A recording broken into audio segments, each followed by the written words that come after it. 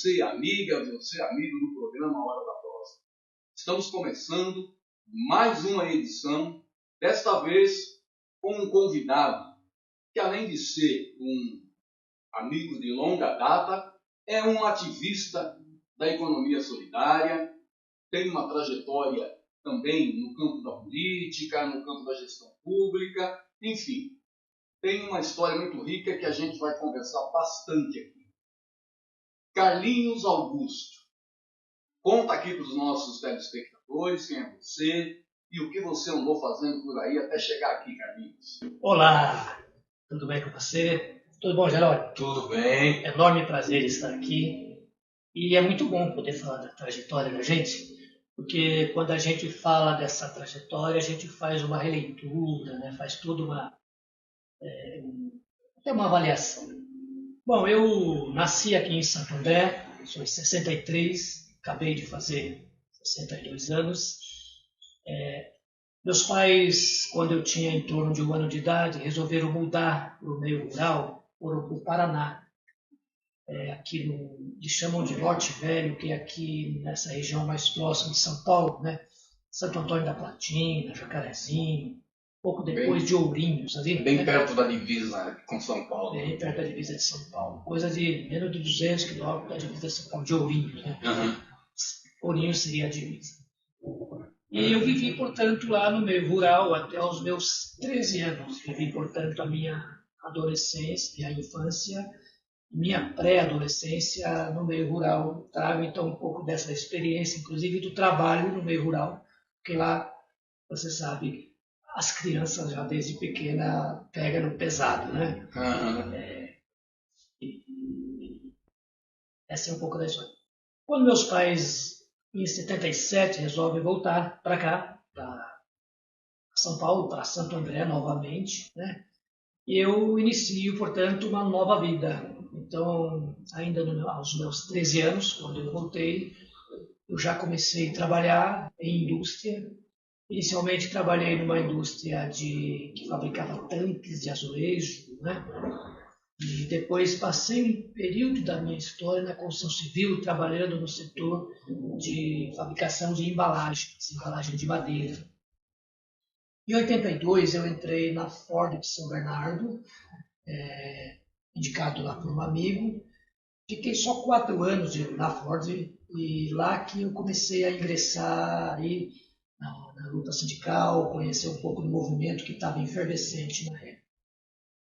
Ainda na minha juventude, fim da adolescência, digamos assim, eu passei também pelas pastorais da Igreja Católica, um pouco da minha origem, né? Inclusive da militância política, sindical, nos movimentos sociais, veio um pouco daí. Então, naquela efervescência da teologia da libertação, né, quando a Igreja Católica teve um papel muito importante nas transformações sociais que o nosso país viveu, eu fiz parte também, inicialmente, da Pastoral da Juventude, tive uma passagem pela JOC, Juventude Operária Católica, e depois na Pastoral Operária. Na Pastoral Operária eu fiquei mais tempo, da qual eu faço parte até hoje, menos atuante hoje, mas faço parte. E cheguei a trabalhar profissionalmente, digamos assim, né, que eles chamavam de liderado, que é a pessoa que tinha lá um salário, né, para desenvolver esse trabalho. Então, isso é um pouco da minha trajetória, né? E depois, aí, uma outra parte aí que a gente vai falar, foi quando eu me ingressei de forma mais direta na política partidária, no PT. Tem uma outra parte da história. Carlinhos, quando você trabalhava na Ford, você conheceu, teve contato com o sindicalismo dos metalúrgicos da ABC, você chegou a ser direção na fábrica, comissão de fábrica, como é que foi a sua participação nesse processo todo? Eu tinha um trabalho chão da fábrica, mas eu nunca cheguei a ser da direção, até porque, como eu disse, o tempo foi muito rápido, muito curto o tempo que eu fiquei na categoria dos metalúrgicos, trabalhando na Ford. Eu era da CIPA. É importante explicar isso, A CIPA era uma estratégia que o movimento sindical utilizava para que os trabalhadores ingressassem na CIPA, que é a Comissão Interna de Prevenção de Acidentes, mas a CIPA, pela legislação, ela tem, o cipeiro tem estabilidade. Teoricamente, tem estabilidade no emprego. E a gente aproveitava dessa estabilidade para fazer a militância sindical no chão da fábrica, né? Para poder contribuir com o trabalho sindical. Isso, como eu disse, teoricamente, porque eu fui demitido da Ford em 86, mesmo sendo vice-presidente da CIPA. A empresa me demitiu por justa causa, depois entrou com um processo. Teria sido naquela greve dos Gola Vermelha? Um pouquinho antes do Gola Vermelha. Antes do Gola Vermelha e um pouquinho antes da chamada Operação Cambalache. Eles utilizaram o argumento da Cambalache para nos processar.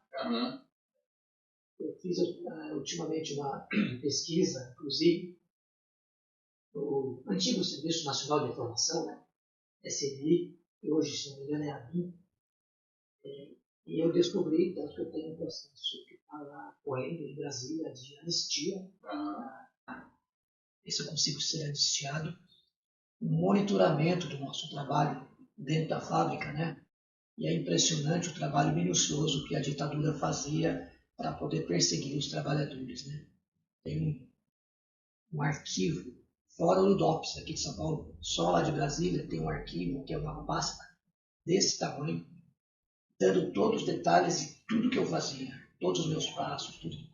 Então não adiantou ser vice-presidente da CIPA utilizar esse subterfúgio, porque a empresa demitiu a gente, não só demitiu por justa causa, como processou.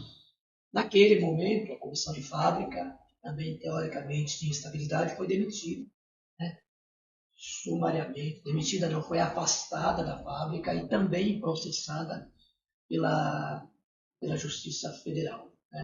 Então, independente de ter saído da categoria, eu mantive um vínculo com o metalúrgico. Nesse momento eu fiz parte, inclusive, até como voluntário, de uma equipe de formação sindical dentro do sindicato. Né? Aquela prática coordenada pelo Paulo Duque, pelo Neibert, assessor. Tinha um departamento de educação do trabalhador dentro do sindicato.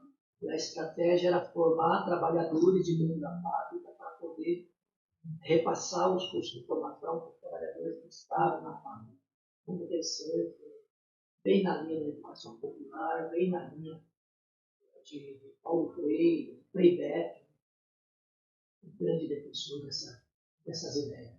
Então, essa foi um pouco da minha história, que diz respeito à questão da militância sindical. Eu mantenho até hoje um vínculo, afetividade, digamos assim, de metalúrgico, né? Hoje faço parte lá sou um dos sócios da AMA, que é a Associação dos Metalúrgicos da Anistiado e Anistiando, e eu sou um dos metalúrgicos anistiando. Estou aguardando o resultado do meu processo em Brasília. A Damares, no governo anterior, indeferiu o nosso processo, e há um recurso. Né? Não é judicial, é ainda administrativo, né? Aguardando aí que talvez no próximo ano seja votado. Temos esperança de ganhar essa batalha. Perfeito. Ainda tem muita gente, Carlinhos, nessa. Porque eu me lembro de ter conversado com o Oswaldo Vargas e com o João Paulo. João Paulo ainda está na direção. João Paulo está afastado por uma questão de saúde, continua ativo lá. Ele é um tesoureiro. Eles me falavam de uma quantidade muito grande de trabalhadores que estavam nessa lista. Foi feito um estudo, um levantamento, e apareceu muita gente. Né? Ainda tem bastante gente para ser julgado o processo? Ainda tem bastante. No Brasil todo, né? Tem muita gente. E aqui na região, né? Ainda tem muita gente. Eles estão tentando cumprir o cronograma, Jerônimo, a comissão está muito ativa, a comissão trata isso em Brasília. Eles estão com uma perspectiva de votar, de definir todos os processos até o final do ano que vem. A meta da comissão é zerar os processos, digamos assim, até o final desse governo. Né? Certo. Mas ainda tem bastante. A semana passada, retrasada, houve uma leva de companheiros daqui, que foram anistiados. de São Bernardo, aí foram anistiados. Muito bem. Carlinhos, mas você sai do movimento sindical, anos 90, salvo engano, e você tem uma atuação, começa a sua atuação política de uma maneira mais efetiva. Foi tranquilo essa passagem, você deixar o movimento sindical, a atuação na pastoral operária, para virar vereador na cidade de Santo André? Como é que foi essa passagem? Um processo muito tranquilo, né, Jerônimo? Até porque, digamos que uma coisa é consequência da outra, né?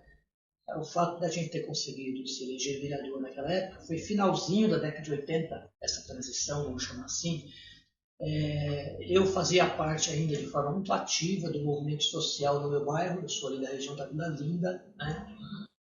Muito atuante na igreja, né? Na igreja Cristo Operário, né? Que tinha uma atuação muito progressiva, né? Na época, progressista na época, bastante ativa, né? Os padres que lá estavam, com o apoio dos filhos da caridade.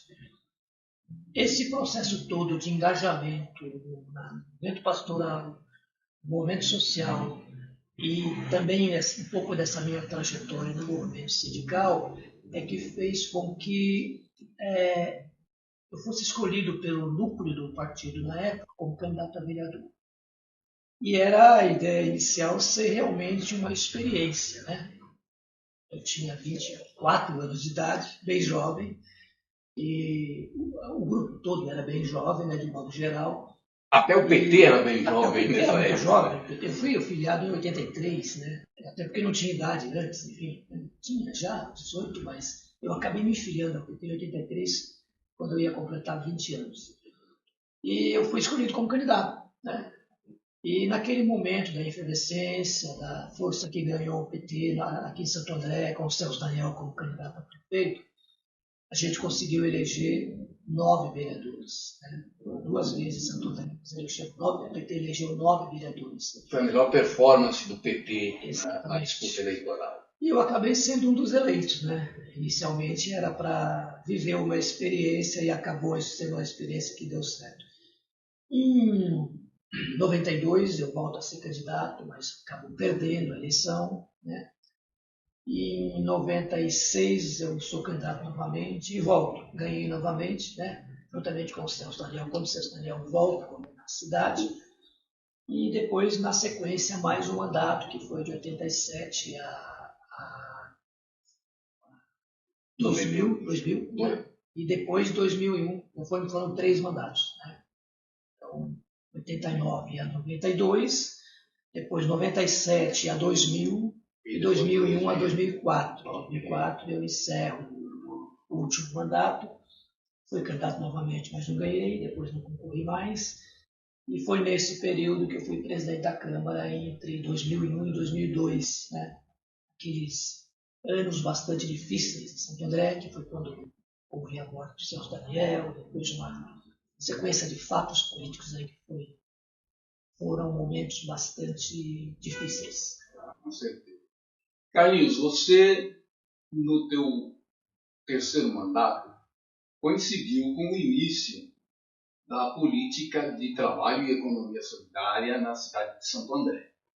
Na prefeitura tínhamos um departamento que naquela época chamava Geração de Emprego e Renda, né? Primeiramente foi o primeiro nome do departamento, e tinha lá dentro do departamento a incubadora pública de economia solidária. E você foi o autor de uma lei que ficou conhecida como Lei Carlinhos, né?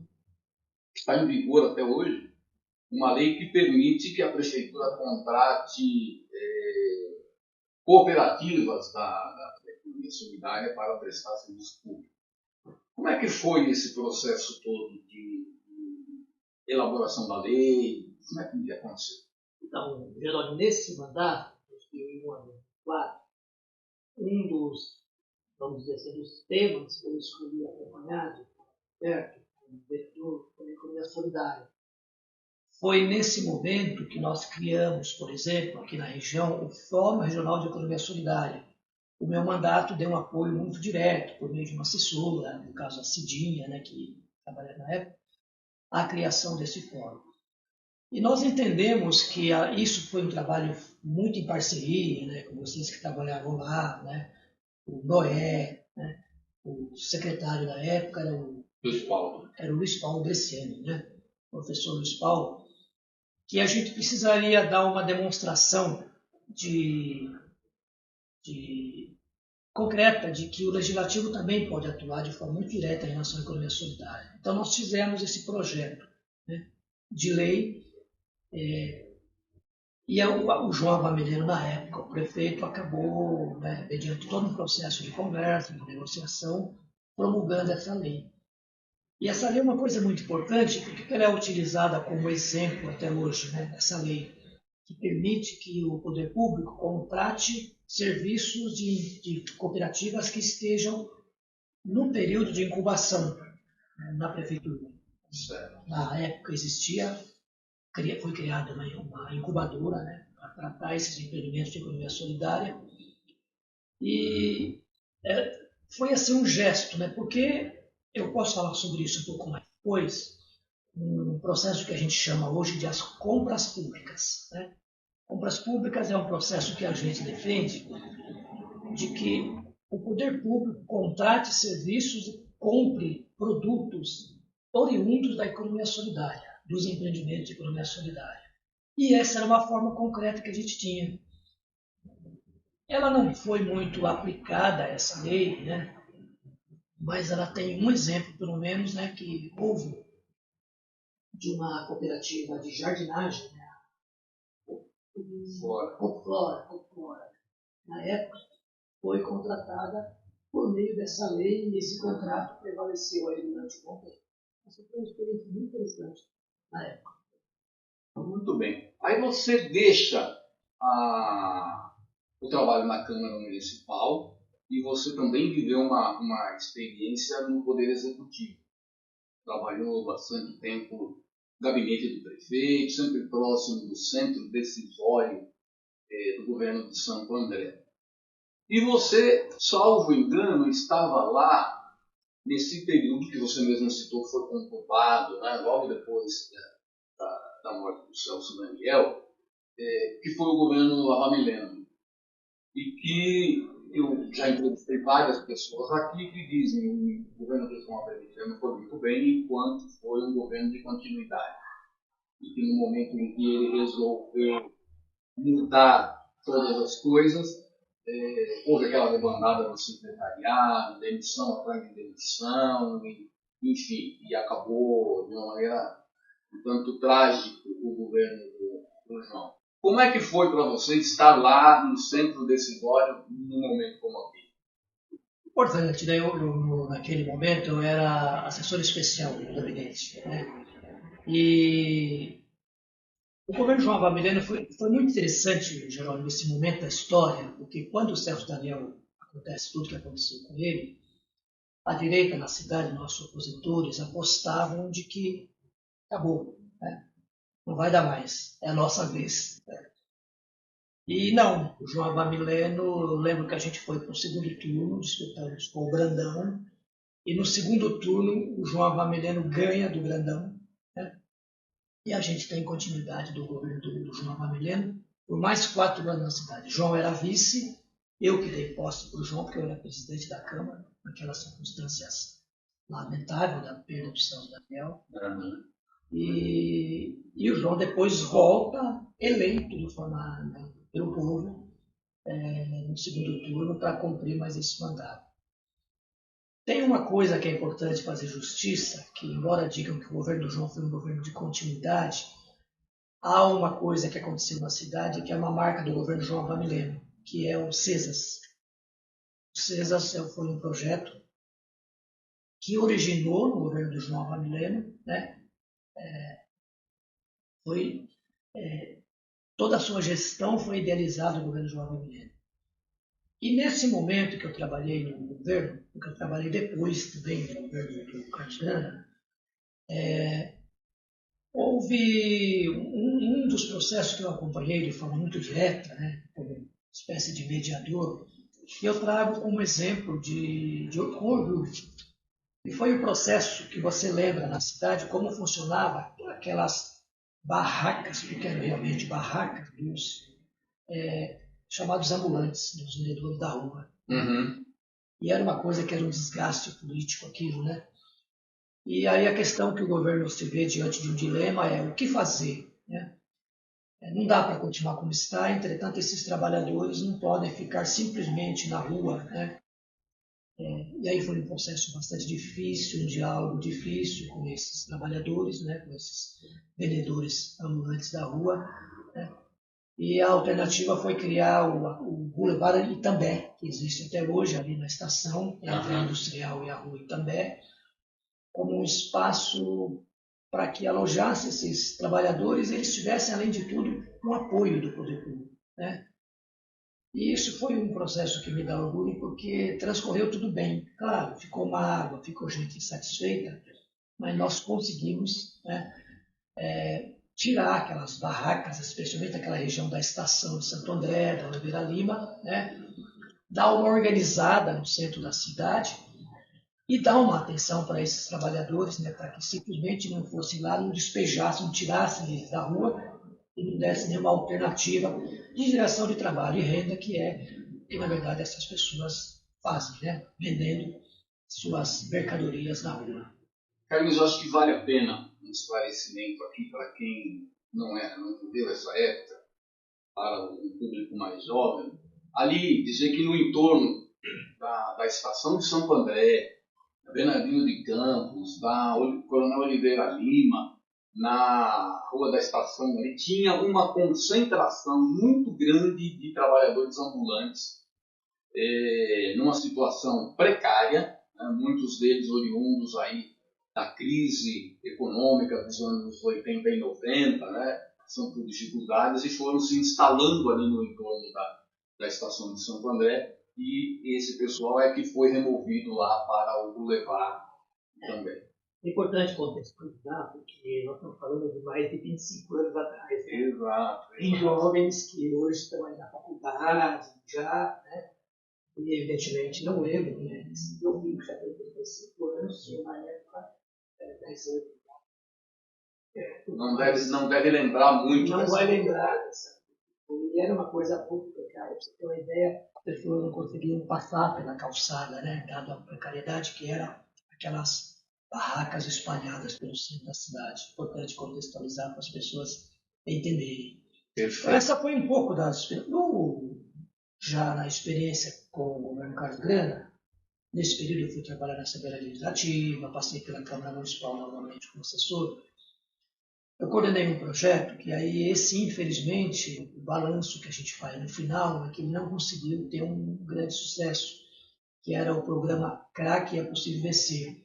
Era um programa do governo federal, do governo Dilma na época, e em que pese os esforços feitos, a gente não conseguiu dar uma resposta com uma política pública para poder, na verdade, dar uma resposta para essa questão. A gente continua com essa concentração de alguns espaços de usuários, né, na cidade. Isso também foi um desgaste muito grande, inclusive para o governo, né? Então eu peguei dois exemplos aí, que um deles é motivo de orgulho, ter participado junto do governo desse processo da retirada dos trabalhadores da rua, dos comerciantes da rua, no governo do João Famileno, e essa experiência com o programa CRAC É Possível Vencer em situação, né? Então, eu colocaria um pouco essa balança, né? Uma contra a outra. Mas foi uma experiência muito rica. Na verdade, processo de participação popular, saber participativo, né? Isso. Na verdade, o enfrentamento ao tráfico de drogas, o uso de drogas, ele requer uma série de iniciativas conjuntas que dificilmente uma única política pública vai conseguir atender, né, Carlos? De fato, é uma coisa muito difícil. E uma dificuldade também, Jerônimo, de fazer a sociedade compreender, inclusive os formadores de opinião, as entidades, de que a questão do abuso de drogas, seja do álcool e outras drogas, ela não pode ser tratada como uma questão de segurança, ou só como uma questão de segurança. Tem que ser tratada como uma questão social, né? E essa dificuldade de compreensão da sociedade era uma das coisas que pesava. Então a população não queria saber se a gente estava lá na Almeida Garré, na Vila Guilmar, por exemplo, onde tinha lá uma concentração, que passou a ser chamado de Cracolândia de Santo André, desenvolvendo um trabalho de saúde com aquelas pessoas, com um consultório lá para dar atenção. A população vinha no gabinete do prefeito e falava, não interessa, tem que tirar aquele povo de lá porque está me incomodando, né? E, então essa dificuldade, um pouco de compreensão também de como tratar essa questão foi uma das coisas que pesou, digamos assim. Perfeito. Mas aí, Carlinhos, você volta a trabalhar com economia solidária, sai do governo, volta a atuar mais, como é que eu vou dizer, mais seriamente no Fórum Regional de Economia Solidária. E aí você vai trabalhar no programa Polsinger. Hoje você é um funcionário do programa Polsinger. Conta um pouco aqui o que é o programa Polsinger e como é que a sociedade vai se beneficiar desse programa. Bom, Jerônimo, é importante dizer que essa minha retomada, essa relação com a economia solidária se deu alguns anos depois, né? Porque a gente teve a oportunidade de desenvolver um trabalho em Diadema, né? Eu, particularmente, fazer um trabalho com os catadores e catadoras de materiais recicláveis por meio do IMA, que é um instituto do Centro de Memórias aqui de Santo André, que participou de um processo de uma concorrência e ganhou. Então, esse trabalho profissional me fez retomar esse vínculo com a economia solidária, inclusive com o Fórum Regional da Economia Solidária. E, a partir daí, eu retomei esse vínculo, né, e comecei a fazer esse trabalho. Em 2024, apareceu essa oportunidade. A SENAIS, que é a Secretaria Nacional de Economia Solidária, ela foi extinta, né, nesse governo anterior aí, que foi um pesadelo para o nosso país. Inclusive o Ministério do Trabalho foi extinto, né? Sim. E retoma com o governo Lula. E Gilberto Carvalho, né, que é uma figura que já foi aqui de Santo André também, foi secretário de governo, foi um grande parceiro aqui do Celso Daniel, hoje assumiu nesse mandato a Secretaria Nacional de Economia Solidária e vem com uma proposta muito ousada de que nós tínhamos que retomar a articulação e a organização da economia solidária. A economia solidária, para contextualizar um pouco o que são os empreendimentos que trabalham em coletivo, né? Jerônimo faz parte aqui, por exemplo, da Compacesso, que é um grande exemplo de uma cooperativa, de um empreendimento de economia solidária que já tem 10 anos de caminhada aí, né? Eles são uma cooperativa que trabalha com edição de livros, né? Eu estou aqui num espaço que, na verdade, tem vários livros, eles têm hoje perto de 300 livros que foram impressos, resultado desse trabalho. Como exemplo da Compacesso, existem vários empreendimentos espalhados pelo Brasil inteiro, né? E, no caso particular, Santo André, região do ABC. E um dos meios que a Secretaria descobriu, encontrou de poder voltar a fomentar, voltar a dar apoio para esse empreendimento de economia solidária foi a criação desses agentes nacional de economia solidária. Então, eu sou um agente nacional. Como é que funciona isso? Nós fomos selecionados pelo território, que a gente convive, que a gente participa, né? No Brasil, hoje, existem 500 agentes, né, desses. Nós somos contratados por uma fundação nacional também, que é a Fundacentro, que também é um trabalho. E qual é o papel do programa Polsinger?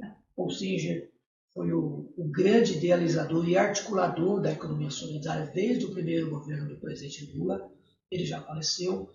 E, em homenagem, né, póstuma, o programa ganhou o seu nome pela dedicação. Ele foi o primeiro secretário nacional, né, do Polsinger. O programa Polsinger é um programa de formação que pretende, portanto, fomentar e dar apoio a esses empreendimentos coletivos, que nós chamamos de economia solidária. O primeiro trabalho nosso, como agentes, fazer uma aproximação, criar um vínculo e fazer um diagnóstico dos empreendimentos, né? A partir disso, o governo federal vai ter elementos para criar reestruturar a política pública de economia solidária em nível nacional. E no segundo momento desse trabalho, é um apoio efetivo, elaborar em conjunto com os empreendimentos um plano de ação, um plano de trabalho, né? Ajudar naqueles empreendimentos que queiram eventualmente se formalizar. A maioria deles hoje são informais, né? Alguns são cooperativas, outros são ainda empreendimentos informais. E tem uma questão importante, principalmente, que é o fomento de forma direta por meio de financiamento. No momento, nós estamos, por exemplo, Jerônimo, com um edital de 20 milhões em nível nacional para que os empreendimentos, por meio de redes, os empreendimentos que trabalham em rede, possam utilizar, entrar no edital, concorrer, para poder ter um apoio efetivo. O programa Procedure, em resumo, é isso. Ele é um programa que pretende, por meio desses agentes, fazer um trabalho de formação, de apoio e de fomento a esses empreendimentos de economia solidária espalhados pelo Brasil, no caso, 500 agentes no Brasil, 60 no estado de São Paulo, e aqui na região do ABC nós somos em 10 agentes de economia solidária. Né? Carlinhos, pode não parecer, mas nós já estamos no nosso tempo, já está muito próximo do encerramento do programa. E eu vou pedir para você uma coisa que eu peço para todo mundo que vem aqui, que é você deixar uma mensagem para os nossos telespectadores, nossos internautas, pensando na situação que a gente vive hoje, em como é que está o país, o mundo, enfim, qual é a mensagem do Carlinhos Augusto para o público do Hora da Prova? A mensagem que eu deixo para você, que está nos assistindo, é esperançar. Nós estamos vivendo no país um momento de reconstrução, aliás, é esse o lema do governo federal, né? Reconstrução. Né? Unidade, né? União e reconstrução, esse é o lema do governo federal. E o momento exige, em virtude de tudo que nós passamos, desse pesadelo que nós vivemos, 4 anos, quase 6 anos aí, né? Se considerar a partir do impeachment da presidente Dilma, né? Do golpe, de ter muita esperança. Esperançar é um termo utilizado pelo nosso querido saudoso Paulo Freire. Né? Esperançar não é ter esperança de forma passiva. Esperançar é aquela esperança que você usa os instrumentos de luta para poder fazer com que as coisas mudem. Né? Paulo Freire trabalhava muito nisso. Então, estamos aproximando do fim do ano, né? Um Feliz Natal, boas festas para todo mundo, que a gente entre em 2026 com muita disposição e renovados e renovadas para os nossos desafios e vamos esperançar. Muito bem. Carlinhos, eu agradeço muito você ter aceito o nosso convite para vir aqui ao Hora da Rosa. E eu tinha certeza que seria uma conversa muito boa. Você tem uma trajetória rica, interessante. E eu espero que a gente possa voltar a conversar mais uma vez aqui futuramente. Muito obrigado por você ter vindo. E o Hora da Prosa vai ficando por aqui.